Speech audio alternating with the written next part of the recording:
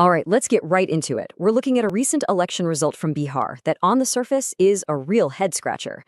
It just doesn't seem to make any sense. Let me show you the numbers and you'll see exactly what I mean. Okay, so first things first, let's talk about the popular vote.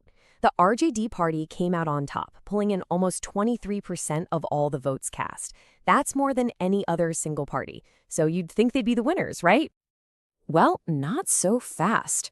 Because when we look at the number of seats actually won, the entire story just flips on its head. The BJP-JDU alliance, they scored a massive landslide victory with 179 seats, and the RJD, the most popular party by vote share, they only walked away with 24. And that, right there, is the central mystery of this whole election. How is a paradox like this even possible? How can a party get the most votes but lose so badly? Well, there are two really powerful and very different explanations. The first explanation is all about politics. You know, as soon as the results were announced, the opposition started crying foul. They alleged what they called vote chory, basically vote theft, and claimed the entire election was rigged from the start. Now, the heart of this accusation wasn't about tampering with voting machines. No, it was about who was even allowed to cast a ballot in the first place. The whole controversy really centers on this huge and super contentious revision of the state's official voter lists. And this is the number at the center of the whole firestorm. About 6.5 million names. Gone.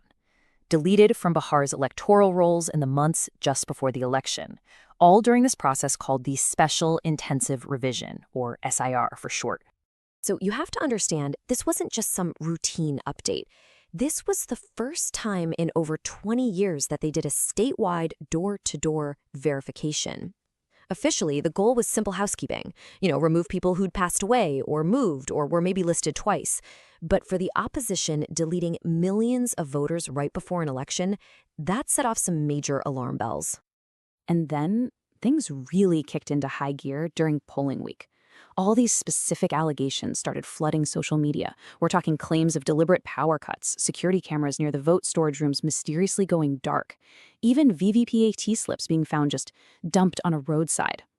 All of it just fed this deep sense of suspicion and distrust in the process. So what we're left with are two completely opposite stories. On one side, you have the claim of a deliberate plot to disenfranchise millions of voters. And on the other side, you have the Election Commission saying it was all just routine cleanup. And hey, if it was such a big deal, why did almost nobody file a formal appeal to get their name put back on the list? But what if this whole political firestorm isn't the complete picture? I mean, what if the answer to this paradox lies not in what went wrong, but in how the system is actually designed to work?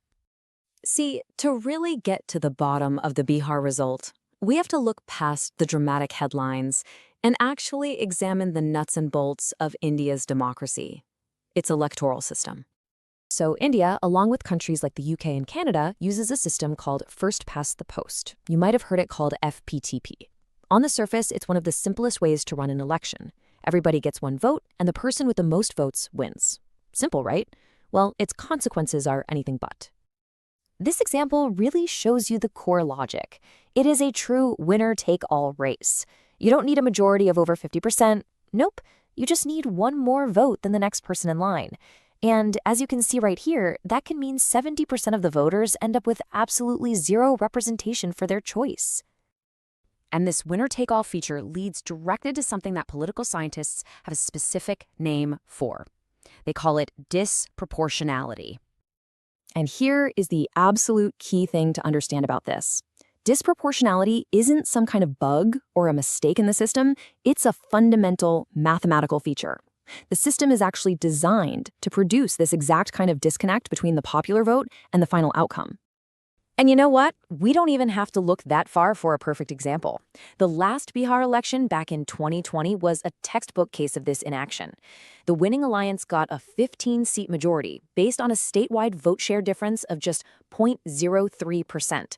That entire election was decided by dozens of races that were won by a razor-thin margin, including one race won by just 12 votes. And this isn't a new problem at all. When you look at decades of election data from Bihar, you can see this gap between votes and seats is not an anomaly. It is a persistent structural feature of the state's politics year after year. So this is where our two stories really come together. On one hand, you have the political firestorm over alleged vote theft. And on the other, you've got the cold, hard mathematical logic of the electoral system itself. Researchers call this the dual problem of the FPTP system. First, it creates what's called inefficient representation, where a party can grab power without the support of most voters. And second, it allows for a massive concentration of power, where just tiny little shifts in votes can translate into a huge landslide victory when you count the seats. And this really brings us to the core takeaway here. While the controversy over the voter lists is absolutely serious and fueled a lot of distrust, the paradox itself, this bizarre disconnect between votes and seats, doesn't actually require any foul play to happen. It's an entirely predictable outcome of the system itself. In fact, as one academic analysis puts it, an outcome like this is practically inevitable under a first-past-the-post system. It's literally built to produce these results. It's not a question of if it will happen, but just how big the gap between votes and seats will be in any given election. And it's really important to remember, this isn't just a story about Bihar or India. So many major democracies, including the US with its electoral college and the UK with its hung parliaments, use a similar system and are constantly grappling with its strange and often counterintuitive outcomes. And this all leaves us with a final, really provocative thought. The main argument in favor of a system like this is that it tends to produce stable majority governments. But the Bihar election forces us to ask, is that stability worth the cost? Is it worth having a system where the most popular